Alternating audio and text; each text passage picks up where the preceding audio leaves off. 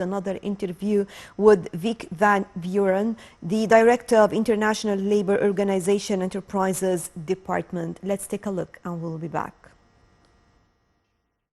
Sidelines of the COP27 in Sharm el-Sheikh, the city of peace and the Green City.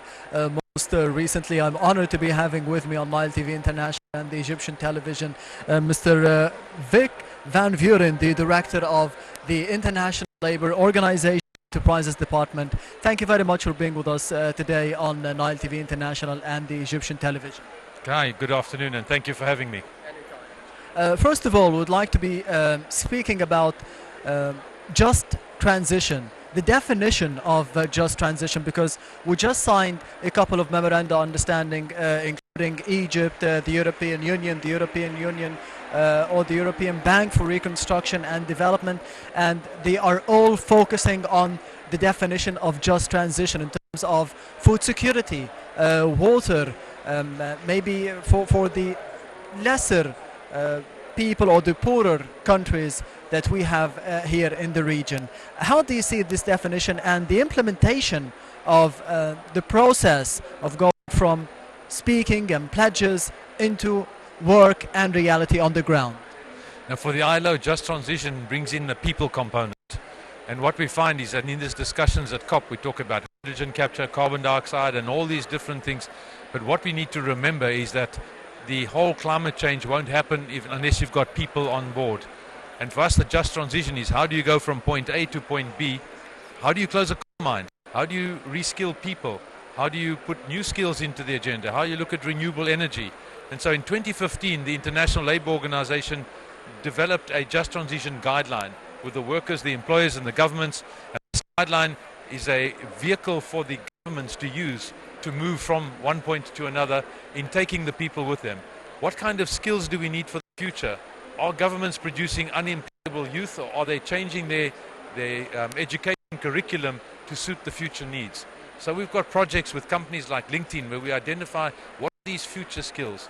So when we look at a just transition, we're saying how do people, are they treated fairly, and societies, when we close down certain parts of the economy in terms of coal mines, and how do we look at renewable energy or any other kinds of positive employment creation, jobs efficiency. So that is the fairness and just transition that we're talking about.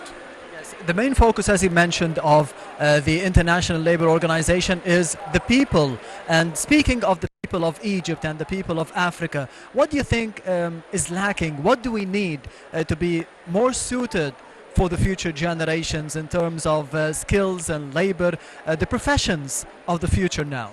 We've got to retain our skills in Africa. I'm a South African, and what we've got to do is keep the skills that we produce from moving to other parts of the world, because we need those brains in the country to help us develop future markets. Secondly, we need to produce skills that are linked to the market needs, and that's what we're lacking in Africa. We've got 80% informality. We need to move away from that and start getting more formal jobs into the economy, economic growth. We can't say just people. We've got to look at economic growth, we've got to look at the social deficit, and we've got to look at the environment together. So it's a holistic plan, and what we're looking for governments to do is to provide an enabling environment where people can get those skills, but also to facilitate access to finance. How can we keep sustainable enterprises going? How can we develop more small businesses and create young entrepreneurs? Those are the key elements that we should be looking at. You've mentioned the cooperation with the government. Speaking of the government of Egypt, how do you see the level of cooperation between the government of Egypt and different entities and different portfolios with a big entity like the International Labour Organization to be focusing on people and the future skills of the Egyptian people and the African people as well? Well, what is very encouraging is the way that the Egyptian government has put this COP together, and just walking around and seeing some of the specific interventions in Egypt is very encouraging. And we have an office here in Cairo with our director Eric Ushlan, and we're working closely with not only the Egyptian government but with the social partners, the workers and the employers. And that for us is a ready-made climate for us to move forward on these interesting interventions, job creation, job protection, and things like that. And finally, you've mentioned you are South African, however, and you are on African land in Egypt. How impressed are you with the organization of Egypt and Sharm el-Sheikh for the COP27? It's been an absolute pleasure to be here. The organization, the accommodation, the environment, the beauty of the country down this part of the world has been amazing. And now I've been to 4 COPs. This is really one of the best. In terms of the way it's been organized, put together, the stalls, the amount of people that are here, the easy access to the venue, the easy access to the other parts of the city here. It's just been great. Thank you very much, Mr. Vic van Vuren, the Director of the International Labour Organization Enterprises Department. Thank you very much for being with us today. Thank you. Thank you very much.